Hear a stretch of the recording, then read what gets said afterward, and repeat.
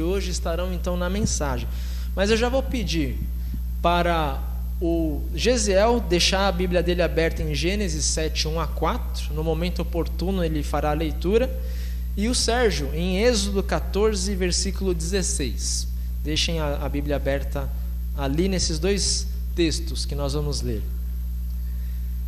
O tema da nossa igreja para esse ano é Jesus, a fonte da água viva.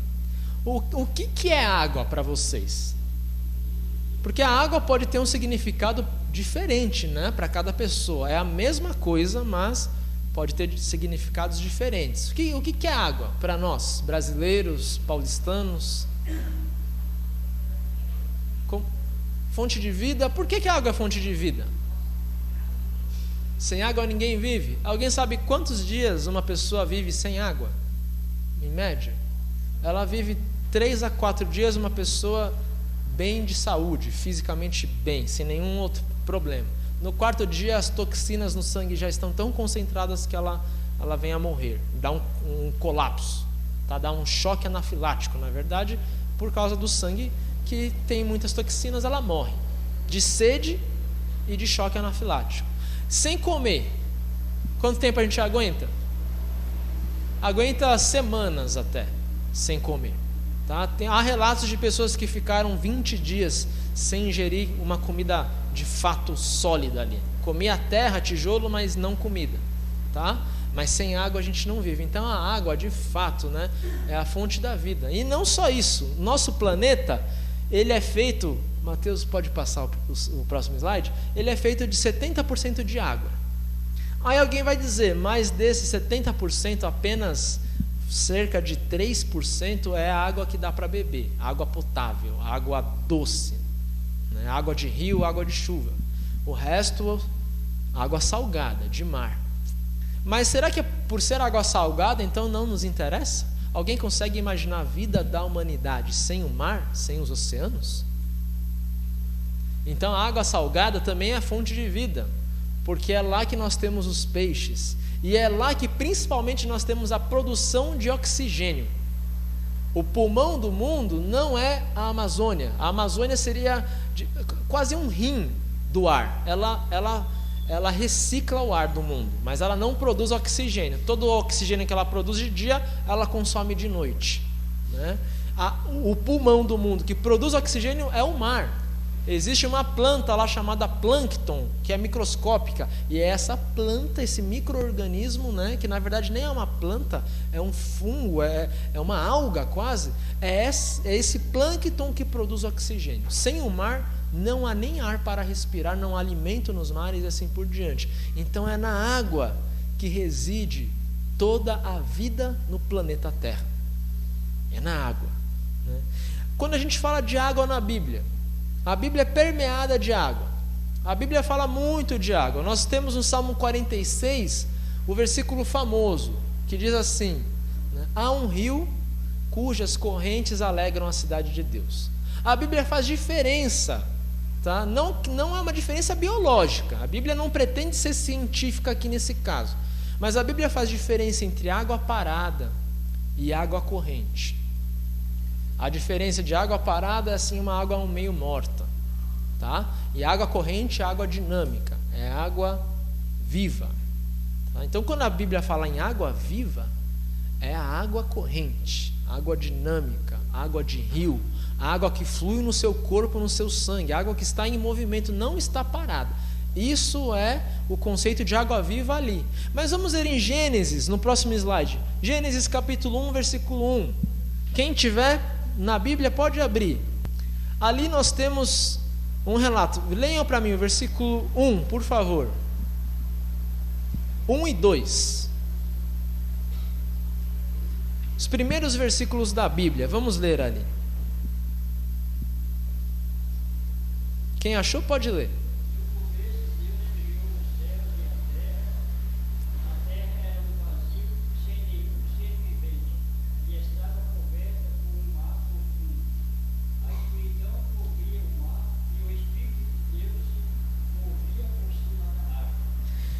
Gênesis começa com água. A terra era disforme e vazia, e havia um mar. e o Espírito de Deus pairava sobre as águas. A gente tem dúvidas sobre o que de fato significa essa linguagem enigmática, né? No princípio Deus criou os céus e a terra, mas antes disso a terra era sem forma, era vazia, né? Não dá para imaginar um planeta assim. Mas o fato é que essa água, esse mar de água parada simbolizava o quê? Simbolizava ainda a falta de vida, a terra vazia, não preenchida por aquilo que Deus viria a criar do nada mais tarde, né? E o Espírito de Deus tinha controle sobre tudo isso, porque Deus não vive em sua criação porque Ele necessita, Ele vive porque Ele quer. O que isso significa? Alguém consegue sair dessa realidade e ir para uma outra dimensão? A gente está preso aqui, não tem outra opção a não ser viver esta vida, né? Ninguém consegue sair. Deus não, se Ele quiser se ausentar dessa realidade, criar outra, Ele cria. Então Ele está nesse universo, nessa nossa realidade, porque Ele quer, né? Ele deseja estar ao nosso lado. No começo do mundo, Deus usou de toda essa forma vazia para criar e ordenar o universo, dando vida ao ser humano. E Deus deu ao ser humano vida, soprando em suas narinas o espírito de vida.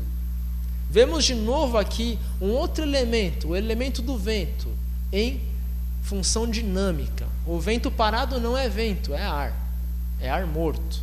O vento vivo é aquele que se mexe, né? Por isso o símbolo para o espírito no Antigo Testamento é o vento dinâmico, é o vento que está em constante movimento. Assim como o símbolo de vida, né, é a água viva, é a água que jorra da fonte, é o rio que alegra a cidade de Deus, tá? Não é a água de poço, não é a água de lagoa morta, estacada. Quando a gente fala de água também, nós temos que lembrar no próximo slide um outro evento, e aí a gente vê um outro aspecto da água. O que aconteceu aqui? O dilúvio. Vamos ver ali, o Gesiel tem Gênesis 7, 1 a 4. O Gesiel, leia bem alto para nós, por favor.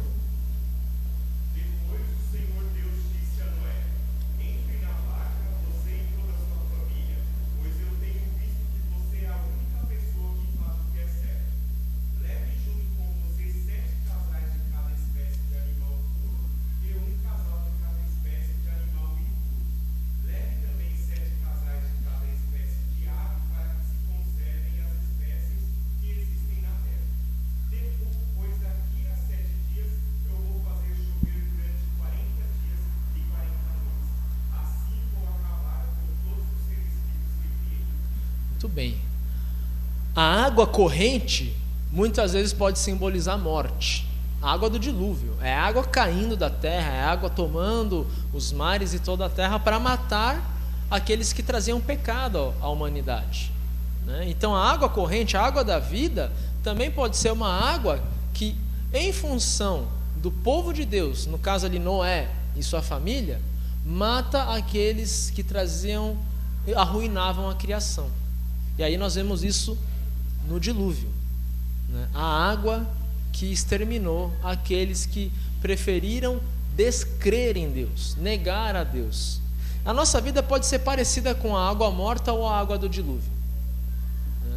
A água morta porque a gente não quer saber nada com nada, nós somos mortos espiritualmente, e isso a gente sempre arranja uma desculpa para essa água nossa estar parada. A gente foi batizado, recebeu o Espírito Santo, que o Espírito Santo na verdade é essa água viva que Jesus dá. Recebemos esse Espírito Santo que é uma água corrente. O Espírito Santo é sopro corrente, e a gente às vezes estanca. Assim como uma criança que deseja aprisionar numa caixa o vento, ela vai conseguir guardar o vento numa caixa? O vento está ali soprando, eu pego uma caixa e aprisiono. O que vai acontecer com o vento ali dentro da caixa, com o ar? Ele vai parar, né? É o que muitas vezes nós queremos fazer com Deus, a sua palavra e o seu Espírito Santo. A gente quer aprisionar em nós e pronto, acabou. E a gente acha que aquilo ali está dentro, que está fazendo o seu efeito.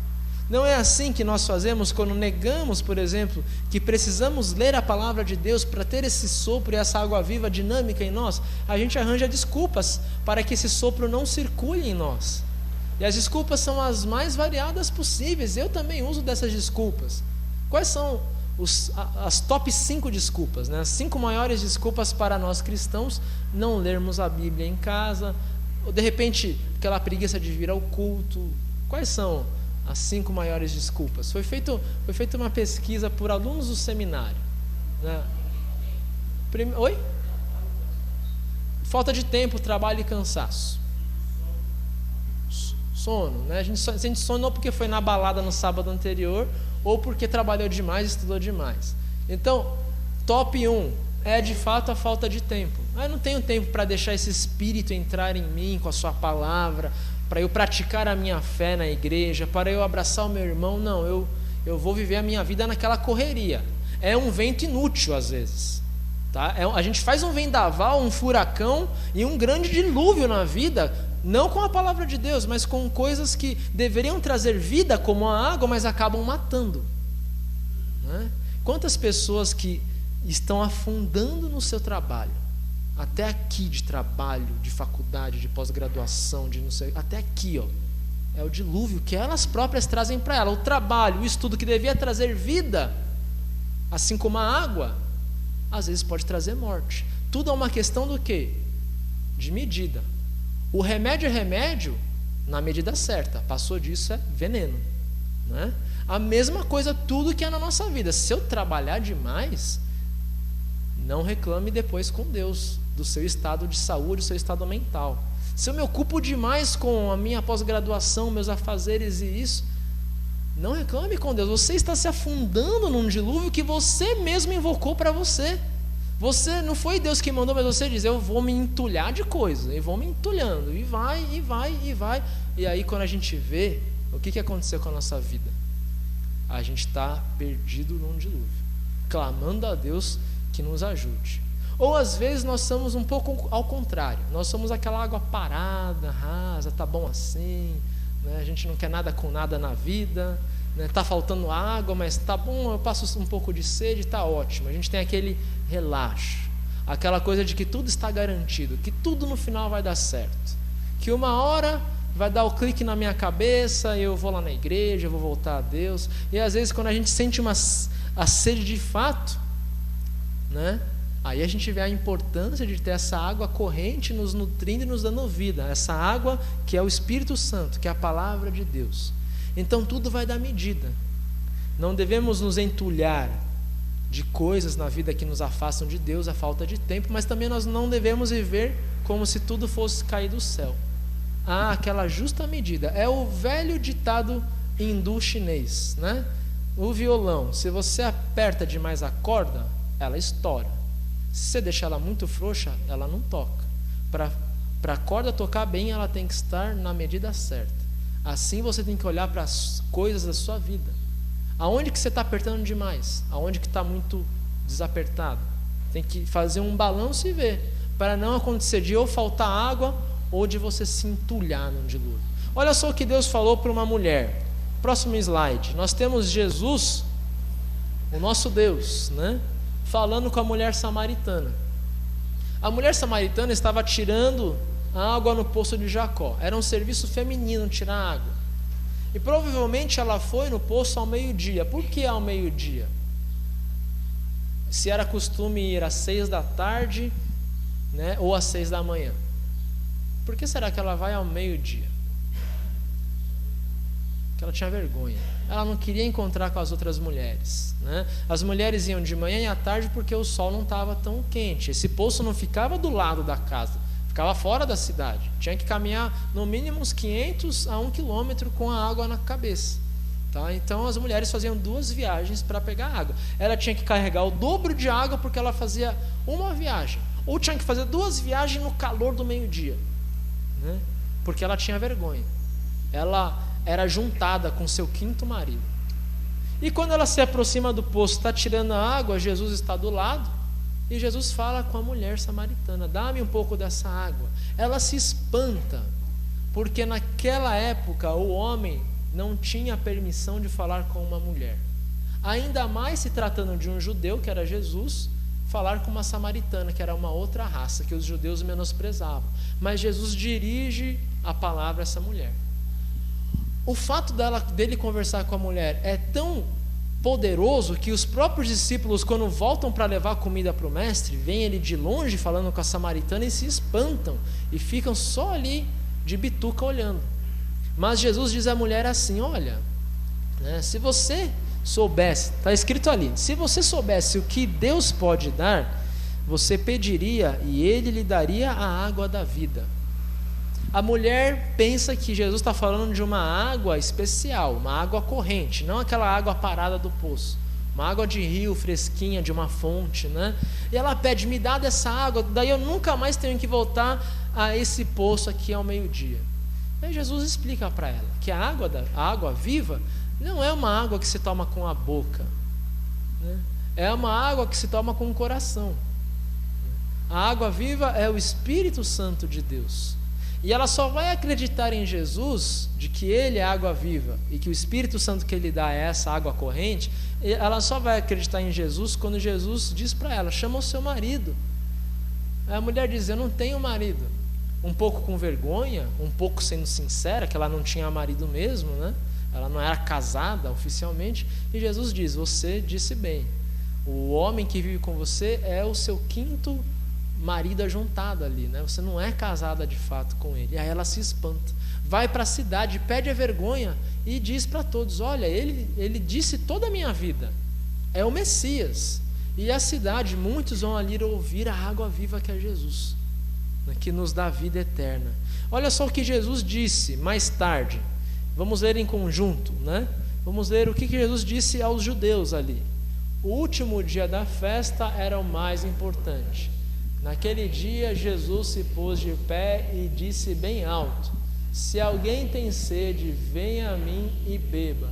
Como dizem as Escrituras Sagradas, rios de água viva vão jorrar do coração de quem crê em mim.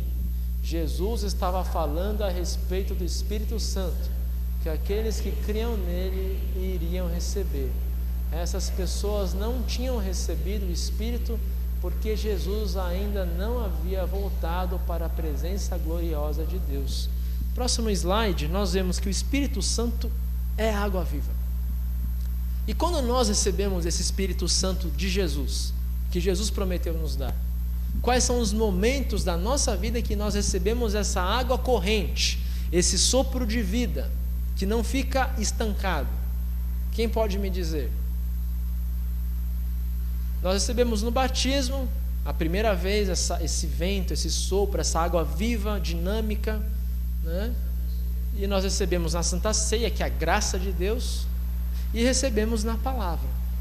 Toda vez que você lê a palavra com espírito de meditação, de oração, de crescimento espiritual, você está recebendo a água viva de Deus.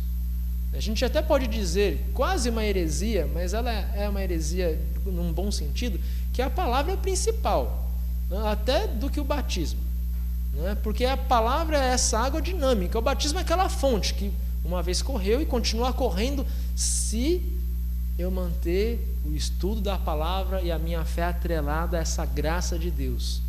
A palavra não fica estática ali na nossa tradução, na estante.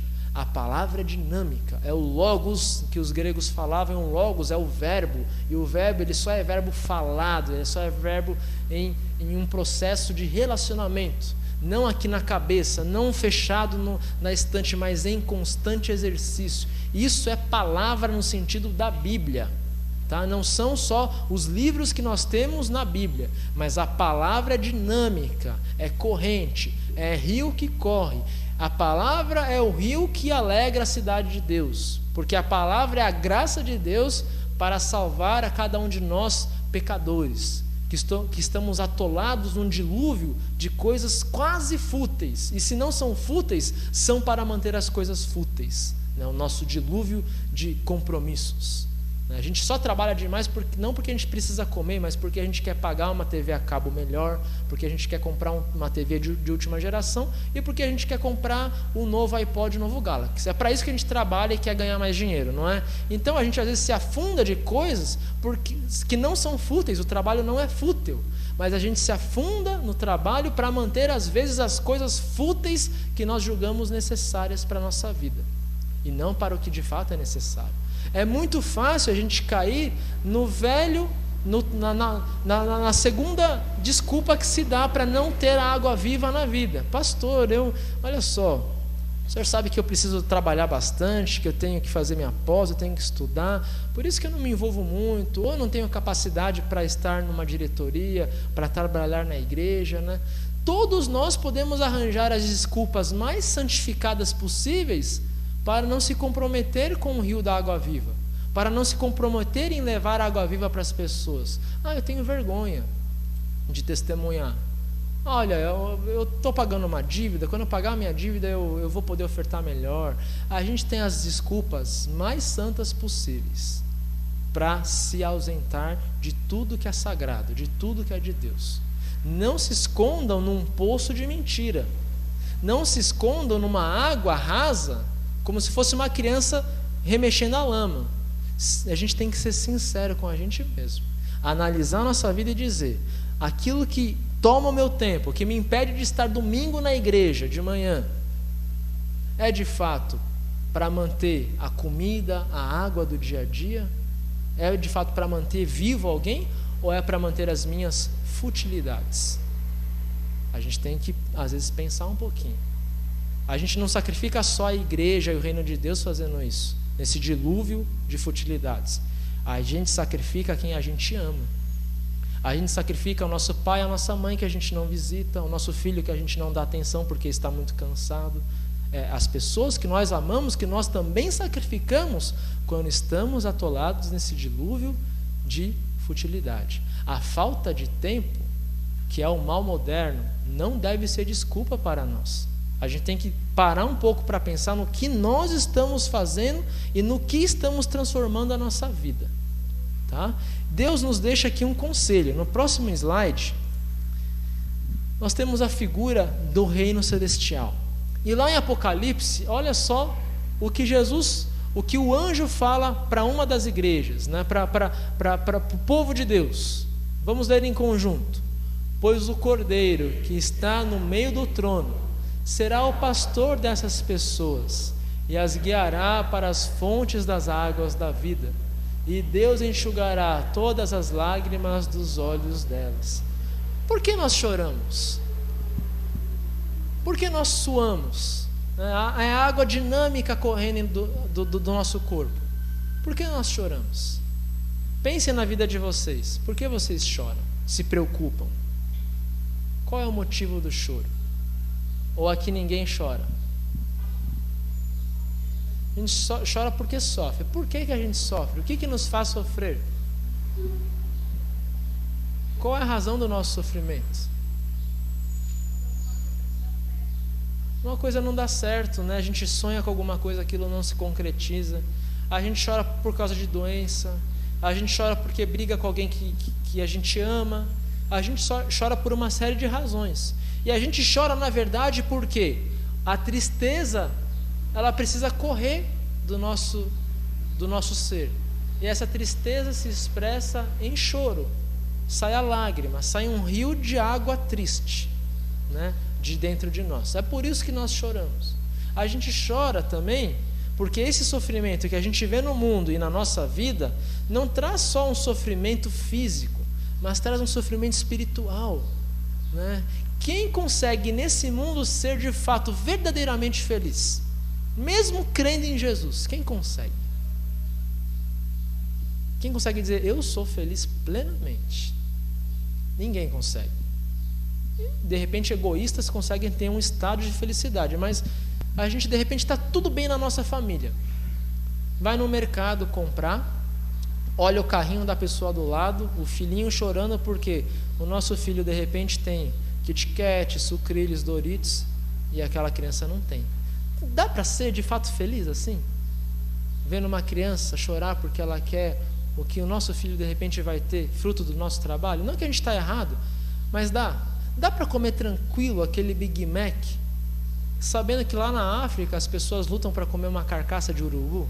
Dá para a gente assim, se desvencilhar do mundo e dizer, nossa, que delícia essa batata frita, essa cebola frita do Outback, né, que é uma cebola famosa. Eu acho que não dá, né, de fato, para ser verdadeiramente feliz, quando a gente pensa que o nosso mundo é interconectado entre todos nós. a gente sofre um pouco com quem sofre. E que bom que a gente sofre com aqueles que sofrem, mesmo distantes da gente. Que bom que é assim, porque assim a gente dá valor para as bênçãos que Deus nos deu, e assim a gente também se volta o olhar para essas pessoas sofredoras. A gente olha para os nossos filhos, para os nossos pais, e dá graças a Deus por tê-los, mas a gente também ora a Deus para que console aquele filho que não tem mais o pai em casa nem a mãe, para o órfão. A gente chora e a gente ora para que Deus console a mãe que perdeu um filho e o pai que tem o filho jogado nas drogas. A gente consegue sofrer com os sofredores, e é um sofrimento bendito. É o sofrimento que Jesus teve. Jesus não é verdadeiramente feliz hoje. Por quê? Porque os seus filhos sofrem. Jesus não é plenamente feliz. Parece que é algo assim absurdo dizer, mas Deus não é plenamente feliz. Jesus chorou quando viu Lázaro, amigo dele, morto. Jesus chora com a gente quando nós sofremos. Jesus chora com esse mundo com tamanha injustiça que nele existe. Por isso Jesus também derrama uma água de dor e tristeza. E essa água maior jorrou do lado direito de Jesus, quando na cruz ele morreu por nós. O soldado furou Jesus e de lá saiu água, né? De lá saiu a água da nossa vida, simbolicamente falando. É na cruz de Jesus, é no seu sofrimento, no seu suor, que nós temos a nossa salvação. É lá que o Espírito Santo, que é água viva, leva o nosso olhar. É a Santa Ceia, onde nós recebemos o corpo e sangue de Cristo para perdão de pecados, que o Espírito Santo, como um rio, nos leva a receber o perdão para essa vida tão cheia de sofrimento. Por isso o conselho que nós deixamos a vocês, né? Sejam como as crianças, saibam, né, aproveitar os momentos felizes da sua vida, mas também saibam dividir essa felicidade com aqueles que sofrem.